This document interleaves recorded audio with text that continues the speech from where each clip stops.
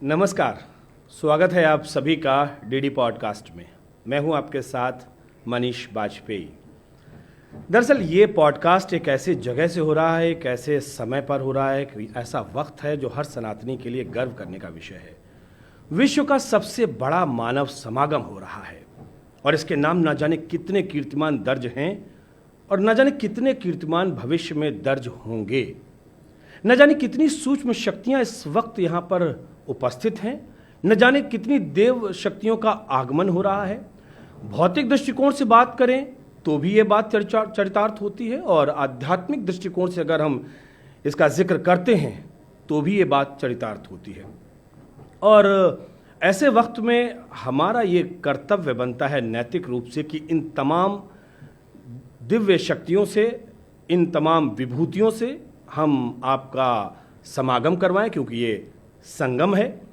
और न केवल हम उनके विचार सुने बल्कि हम अपने जीवन में भी उनके कृतित्व को, उनके व्यक्तित्व से कुछ प्रेरणा लेकर अपने जीवन को थोड़ा बदलने की कोशिश करें। और ऐसी ही श्रृंखला में आज इस वक्त हमारे साथ उपस्थित हैं करौली शंकर गुरु महाराज जी, जिनका नाम मुझे लगता है कि बहुत से लोग परिचित हैं और बहुत सारे लोग उनके शिष्य हैं, बहुत सारे लोग उन्हें बहुत मानते हैं, जानते हैं। आपका बहुत बहुत स्वागत है। धन्यवाद बाजपेयी जी। ये महाकुंभ की व्याख्याएं अनंत हैं, इसका क्षितिज बहुत व्यापक है। तो इस व्यापक क्षितिज को, या यूं हम कहेंगे इस पूरे के पूरे सागर को गागर में भरने की जिम्मेदारी हम आपको दे रहे हैं। आप निभाएं, कैसे निभाते हैं?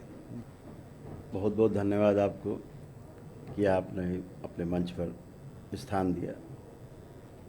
दूरदर्शन को बहुत बहुत धन्यवाद। आपका प्रश्न बहुत सुंदर प्रश्न है और इसका उत्तर सबके हृदय में है, बाहर कुछ भी नहीं है। कुंभ का अर्थ ही है कि वह खाली स्थान जो खाली रहे, भरे नहीं, अपने को खाली कर देना है। इस महाकुंभ का अर्थ ही यही है कि इस महाकुंभ में जितने भी यहाँ विभूतियाँ उपस्थित हैं उनके पास आए तो अपना घड़ा बिल्कुल खाली लेकर आए, एकदम खाली। अगर पहले से कुछ भरा हुआ है तो यहाँ से जो जाएगा वो आपके लायक नहीं होगा, मिश्रित हो जाएगा। इस महाकुंभ में आना है तो घड़ा खाली लेके आना है और यहाँ से भर के जाना है। तो खाली क्या करना है? महापुरुष बार बार कहते हैं, अपना अहंकार, अपना मोह, अपना तमाम जो भौतिकता है, बढ़ी हुई अपनी इच्छाएं हैं, तमाम विचार हैं, जंगल है विचारों का, इनको सबको तिरोहित करना है, खाली करना है। फिर भरा क्या जाएगा उसमें? फिर उसमें अपने आप सुख और समृद्धि,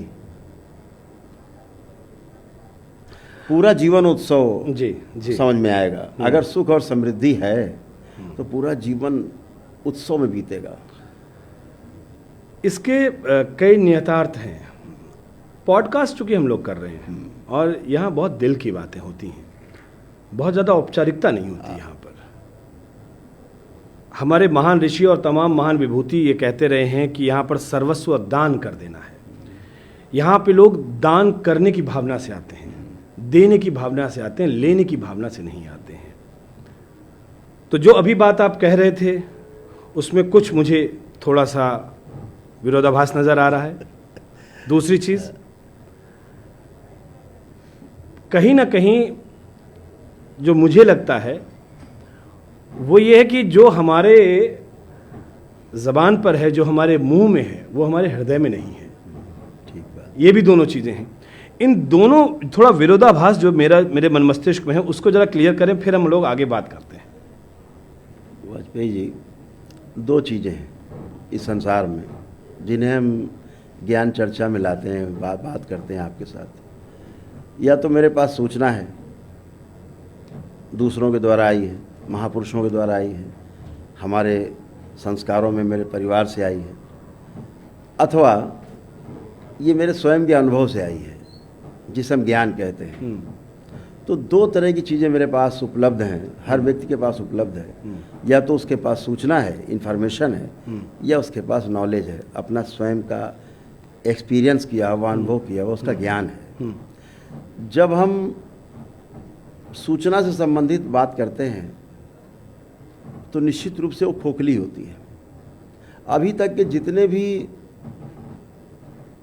पीछे तमाम महापुरुषों की बातें होती हैं, ज़्यादातर बातें सूचना पर आधारित होती हैं। इस ग्रंथ का आधार है, उस ग्रंथ का आधार है। सबसे बड़ा ग्रंथ ये स्वयं शरीर है, हमारा मन है, हमारा जीवन है। अगर इसका अनुभव हो गया है, इसको हमने पढ़ लिया है ठीक से, तो सूचना इसलिए पहले से उपलब्ध है कि हम उसको टैली कर लें बाद में, कि जो मैंने जाना है ये पुस्तक में है क्या। ठीक बात है। वो माइलस्टोन है। अगर हम पुस्तक से आते हैं तो भी रास्ता है।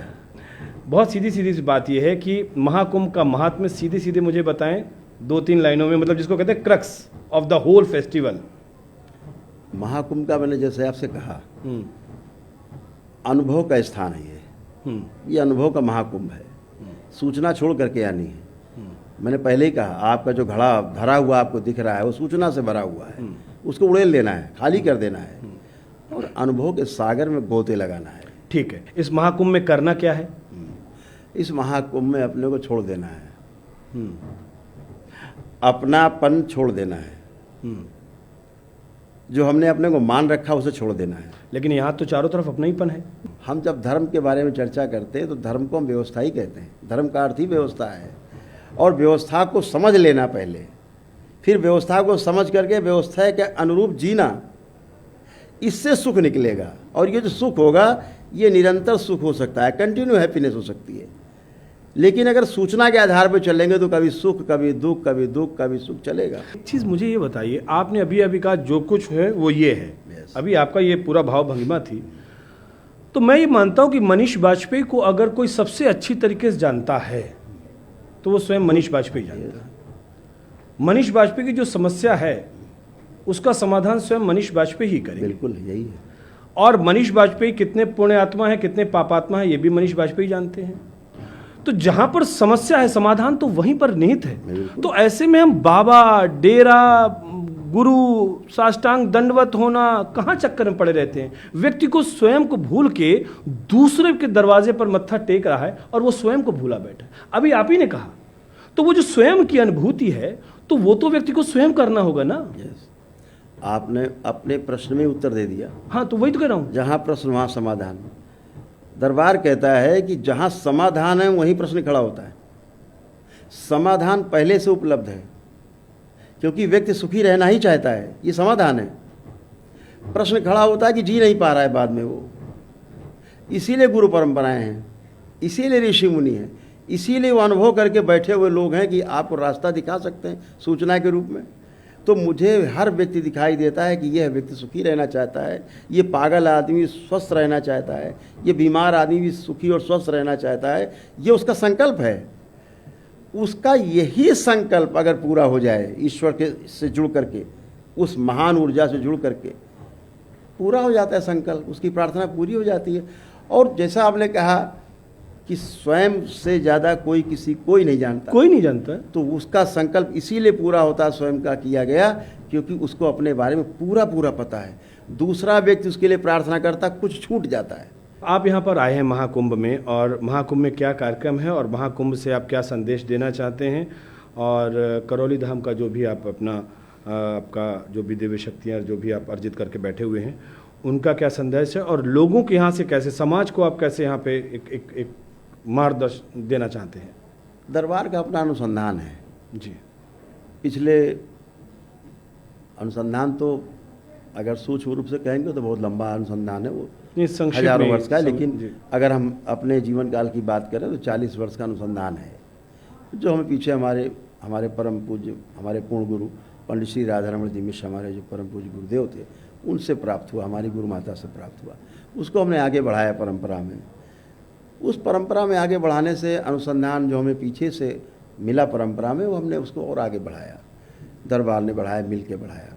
तो आज हम इस निष्कर्ष से पहुँचे हैं कि मनुष्य को जो चाहता है सुख, वो क्षण में प्राप्त हो सकता है, और वो क्षण में प्राप्त करने की विधि बहुत सरल है, वैदिक है।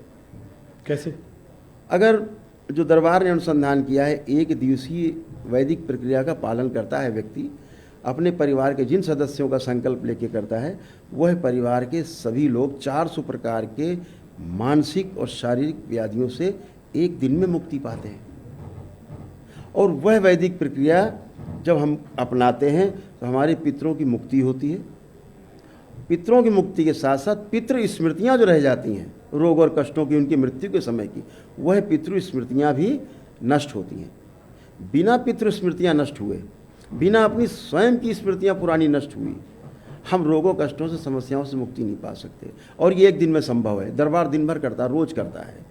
क्या यहाँ पर ऐसा कोई अनुसंधान या यहाँ पर ऐसा कोई कार्यक्रम या यहाँ पर ऐसा कोई विशेष आयोजन करने वाले जिससे यहाँ पर जो लोग आ रहे हैं वो सीधे आपसे मिल सकें, हाँ। आपके दरबार में पहुँच बिल्कुल, सकें, बिल्कुल। और उनको जो दिक्कतें और तकलीफ हैं उनसे आप कहीं ना कहीं उनको आप थोड़ा मुक्त कर सकें? 16 तारीख से यहाँ शुरू हो जाएगा। अच्छा, और आप यहाँ पे लगातार उपस्थित रहेंगे? यहाँ पर उपस्थित हैं। और ये आयोजन बहुत प्रेम से किया जाता है, स्वयं व्यक्ति करता है, अपनी आस्था, विश्वास और श्रद्धा के आधार पर करता है, और अपने ही द्वारा किए गए प्रार्थना और संकल्प से अपने ही कष्टों और समस्याओं से एक दिन में मुक्ति पाता है। अब आप समझ के देखिए, आदमी को डिप्रेशन है, एंजाइटी डिसऑर्डर है, बाइपोलर डिसऑर्डर है, ओसीडी है, ऑब्सेसिव कंपल्सिव डिसऑर्डर है, ये रोग इस तरह सिजोफ्रेनिक है, लोग अभी आपने जैसे नाम लिया भूत प्रेत, तो ये सब समस्याएं मानसिक हैं, और ये सब मानसिक समस्या एक दिन में समाप्त हो जाती है। आपके ही प्रार्थना संकल्प से समाप्त हो जाती है। इसका कोई इलाज नहीं है। जिंदगी भर आदमी दवा खाता रहता है, बचने का उपाय नहीं है। जिंदगी भर वो करता रहता है, वो एनर्जी है, वो अगली पीढ़ी में ट्रांसफर हो जाती है, फिर अगली पीढ़ी चलती कूदती रहती है। चलिए, तो जो दर्शक इस समय में देख रहे हैं उनके लिए हम जरूर मुखातिब होकर कहते हैं कि 400 प्रकार के रोग, ऐसा करौली धाम सरकार के जो गुरु महाराज हमारे साथ बैठे हुए हैं वो ये कह रहे हैं, और एक दिन में ख़त्म भी करेंगे। तो 16 तारीख से लगातार यहाँ पे आयोजन चल रहा है, तो आप ज़रूर आएँ और इस स्वास्थ्य लाभ कह लीजिए, आपका अपना परिवार की शांति कह लीजिए, तो ज़रूर आप यहाँ पर आएँ। एक चीज़ और हम जानना चाहेंगे, इस पूरे महाकुंभ के बहुत सरकार ने बहुत बेहतरीन सुविधाएं दी हैं। हर जगह पानी, बिजली, आने जाने की रास्ता, रहने का, खाने का, सिक्योरिटी, पूरा महाकुंभ। सरकार के जो प्रयास हैं, जो माननीय मुख्यमंत्री और माननीय प्रधानमंत्री का जो संकल्प रहा है, और मुझे लगता है हर चेहरे पे मुस्कान है, क्योंकि वाकई उसको लगता है कि यार गजब कर दिया मुख्यमंत्री जी ने, या सब लोग प्रेम से उन्हें महाराज जी कहते हैं, बड़ा गजब कर दिया महाराज जी ने। आपका क्या अनुभव है? इस पूरे महाकुंभ में विचरण कर रहे हैं आप, देख रहे हैं इन चीज़ों को, क्या अनुभव है आपका? वो वाकई महाराज शब्द के धारण करने लायक हैं, वो महाराज हैं भी। जो व्यवस्था इस महाकुंभ में है, हम लोग तो कल्पना ही कभी नहीं करते थे कि इस तरह की व्यवस्था महाकुंभ में होगी। अनएक्सपेक्टेड, हो ही नहीं सकता था, कभी नहीं हो सकता था। और ये भी एक सृष्टि का ही की इच्छा है, विधि का विधान है कि इस पूर्ण महाकुंभ के तब ऐसे हमारे मुख्यमंत्री और ऐसे प्रधानमंत्री, स्वयं मुख्यमंत्री के रूप में बैठे हुए, सारी व्यवस्था उनके हाथ में, जो कहते हैं ना परिंदा नहीं पर मार सकता, उस तरह की अद्भुत व्यवस्था, डिजिटल व्यवस्था पहली बार है, और कोई भटकाव नहीं है। कुंभ में आदमी खोने के लिए आता था, डर तो होता था कि खो जाएंगे जाके। इस बार तो कोई भय ही नहीं है, हर चेहरा मुस्कुराता हुआ है। अभी जरा से कोई मिस हो जाए, 10 मिनट के अंदर अपने माता पिता पहुंच जाएगा पास में। हाँ, डिजिटल खोया पाया केंद्र बना है, एकदम जबरदस्त व्यवस्था है। और जिस जगह हम लोग बात करें, ये डिजिटल अपना पूरा मीडिया सेंटर बना हुआ है, जहाँ से हम ये पॉडकास्ट कर रहे हैं। बिल्कुल, वो अद्भुत व्यवस्था है, मतलब जिसको हम कह सकते हैं पूर्ण व्यवस्था। पूर्ण कुंभ में, इस पूर्ण महाकुंभ में पूर्ण व्यवस्था, और इस व्यवस्था को जो समझ लेगा उसको सुख मिलेगा। इस व्यवस्था को जो नहीं समझेगा वो दुखी रहेगा, वो चिल्लाता रहेगा। तो सबसे पहले इस व्यवस्था को समझना है कि इसी प्रकार से स्वयं की व्यवस्था को समझना है और समझ करके जीना है। ऐसा समझ करके जीने से सुख मिलता है, और इस सुख की निरंतरता हो सकती है, और सुख की निरंतरता को ही हम आनंद कहते हैं। दरबार की वैदिक प्रक्रिया के द्वारा आपका भूत और भविष्य दोनों स्तंभित हो जाता है आपकी साधना में, और आप वर्तमान में रह करके नित्य आनंद की अनुभूति करते हैं। एक विचार आपके अंदर न भूतकाल का न भविष्य का आ ही नहीं सकता, असंभव। और ये व्यक्ति अपने ही प्रार्थना संकल्प से कर लेता है, क्योंकि एक सही ऊर्जा से जुड़ाव होता है। भगवान भोलेनाथ और माता कामाख्या की जो शक्ति है, माँ की शक्ति है, वो शिव और शक्ति जो है एक साथ होने के कारण पूर्ण गुरु की उपस्थिति है दरबार में बाबा माँ के रूप में। इसलिए रोगों और कष्टों से, समस्याओं से मुक्ति अपने ही प्रार्थना और संकल्प से तत्काल संभव है, तत्क्षण संभव है। अब आदमी कहता है कि भाई तलाक हमें लेना है। अब तलाक तो कोई लेना नहीं चाहता है। हम लोग पीछे देखते हैं, जब सूक्ष्म दृष्टि में दरबार दिखाता है नहीं, ये तो दोनों अच्छे हैं, तलाक लेना ही नहीं चाहते। वो स्मृतियाँ जहाँ डिस्ट्रॉय होती हैं वैदिक प्रक्रिया से, दोनों हंस रहे होते हैं खड़े, तलाक चाहिए। अरे नहीं नहीं गुरुजी, हमें क्यों तलाक लेना। साथ उनको लगता है अभी आज ही शादी हुई है। तो ये खराब स्मृतियाँ अस्वास्थ्य है, बीमारी है। अगर वो हटा दी जाएँ, उनकी जगह उनकी स्वयं की अच्छी स्मृतियाँ हैं ही, पहले से जीना ही अच्छा चाहते हैं, वो आगे आ जाती हैं और वो सुखी रहते हैं। ये स्मृतियाँ क्या हैं? हाँ, स्मृतियाँ हमारे किए गए कर्मों की स्मृतियाँ हैं। किए गए कर्मों को मतलब इस जन्म में या पिछले जन्म में? पिछले जन्मों के लेकर के आज तक की, क्रियमाण भी और संचित भी, पिछले जन्मों से भी और इस जन्म की भी। और यह हमारी जो स्मृतियाँ हैं। क्या आप पूर्व जन्म का आभास देते कि हम पिछले जन्म में क्या थे? आपको आपकी सभी को आभास रहता है, सबको आभास रहता है। अब मुझे ये पता चलेगा कि मैं पूर्व जन्म में क्या था? बिल्कुल कर सकते हैं आभास। उसकी विधि क्या होगी? अब स्वयं को जानने के लिए वैदिक प्रक्रिया में उतरिए, गुरु की शरण में जाइए, पूर्ण गुरु की, आप समझ सकते हैं क्या है। ये तो बहुत सिंपल काम है स्वयं को समझना, क्योंकि स्वयं को समझना बहुत जितना सरल है उतना सरल कुछ भी नहीं। दूसरे को जानना बड़ा कठिन काम है। चलिए, वैसे हमारे जो तमाम दर्शक इस समय मुखातिब हैं और जो हमें देख रहे हैं, ये ज़रूर हम भी कहेंगे कि आस्था के आगे तर्क रहते नहीं हैं। अगर मानो तो मैं गंगा माँ हूँ और ना मानो तो मैं पानी। बहुत बुद्धिमान लोग तर्क करते हैं और तर्क करना भी चाहिए। तर्क से कहते हैं कि कहीं ना कहीं वो जब वो मथते हैं ना, मंदराचल जब मथा गया तो उसमें 14 अमृत निकले, और जब आप दूध को उसको मथते हैं तो उसमें मक्खन और घी निकलता है। तो मथना तो चाहिए, लेकिन तर्क होना चाहिए, कुतर्क नहीं होना चाहिए। तर्क समझने के लिए तर्क की आवश्यकता पड़ती है, बिना तर्क के आप समझ भी नहीं सकते। हाँ। तो तर्क समझने के लिए है। अगर हम समझना नहीं चाहते तो उसे कुतर्क कहते हैं। लेकिन महाराज जी, अनुभूति तो हम भी करना चाहते हैं। वो सब करना चाहते हैं, हर व्यक्ति करना चाहता है। मतलब मुझे अनुभूति, जब तक मैं अनुभूति नहीं करूँगा तब तक कहते हैं ना, व्यक्ति नतमस्तक नहीं होता। हाँ, वो तो होता है। आदमी को अपने प्रति नतमस्तक होना चाहिए, अपने से बहुत प्यार होना चाहिए, अपने प्रति बहुत अनुराग होना चाहिए, बहुत ज़्यादा होना चाहिए। जिस दिन आपको अपने से प्यार हो जाएगा उस दिन आप अपने नज़दीक पहुंच जाएंगे। वो तो है वो तो है, मैं ये महसूस करता हूँ, वो तो है। और मैं हमेशा इस बात को कहता हूँ, मतलब कहता ना कि जो आपने बात कही ना कि अगर व्यक्ति को स्वयं से इश्क नहीं है, मोहब्बत नहीं है, तो वो किसी से मोहब्बत नहीं कर सकता है। टूल है। लोगों के लिए हम ज़रूरी ये सवाल कर रहे हैं कि वो महाकुंभ में आएँ। आपने कहा कि वो खाली जो है अपना, हाँ, खाली हो जाएं और तमाम चीज़ों को छोड़ें। वो यहाँ पर वो क्या करें, और यहाँ से आप लोगों को क्या संदेश देना चाहते हैं? क्योंकि आप यहाँ पर लगातार मौजूद रहें, तो आपकी तरफ से अपना संदेश कोई हो तो अपने तमाम दर्शकों को अपने आप। इसमें बहुत हम लोग दरबार की ओर से संदेश देना चाहते हैं। ये सार्वभौमिक सिद्धांत है कि हम सुखी रहना चाहते हैं। इसका अर्थ है कि हर व्यक्ति सुखी रहना चाहता है। हम दूसरे के सुख में अड़चन न बने तो यह सबको सुख प्राप्त हो सकता है। दूसरा मेरे सुख में अड़चन न बने वो सुख मुझे प्राप्त हो सकता है। समस्या ये है कि हम अपने दुख से न दुखी होकर के दूसरे के सुख से दुखी हैं। तो हमें तो गुरु से शिक्षा मिली, वही सबको हम कहना चाहते हैं। ज़्यादा शास्त्र वेद पुराण ज़्यादा सूचनाओं में जाने की आवश्यकता नहीं है। ये 2 लाइन की बात है कि 4 वेद 6 शास्त्र में बात लिखी है दोए, दुख दीने दुख होत है और सुख दीने सुख होए। इतनी बात को ग्रहण कर लेना है, सुखी रहना है और सुखी रहने देना है। और ये जो सिद्धांत है कि जियो और जीने दो, बिल्कुल गलत है। सिद्धांत दरबार का है जीने दो और जियो। पहले जीने देना है, उसमें अपना जीना बनता ही बनता है। तो वैसे तो बहुत सारी बातें कही जा सकती हैं। बुरा जो देखन मैं चला, बुरा ना मिला कोई, और जो कर देखा अपना तो मुझसे बुरा ना कोई। या फिर हम ये भी कहते हैं कि सर्वे भवन्तु सुखिना सर्वे सन्तु निरापदा, वो निरामया। और वो सब चीज़ें इसलिए कहते हैं हम कि जैसा हम व्यवहार अपने लिए चाहते हैं वैसा व्यवहार हम दूसरों के लिए भी करें। लेकिन अफसोस की बात तो ये है कि हम बोलते बहुत हैं, करते कुछ नहीं है।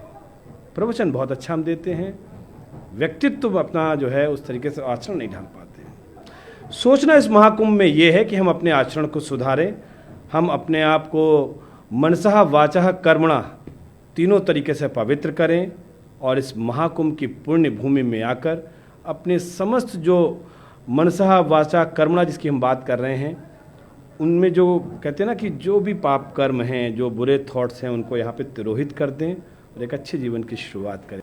महाराज जी, बहुत बहुत धन्यवाद आपका। और निश्चित तौर पर आप जैसी महान विभूतियों के साथ बैठना और उनके साथ ये वार्तालाप में शामिल होना गौरव का क्षण भी होता है और आनंद की अनुभूति भी होती है। बहुत बहुत शुक्रिया आपका, आप हमारे पास यहाँ तक आए। बहुत बहुत धन्यवाद भाई, आपने आमंत्रित किया, बहुत धन्यवाद।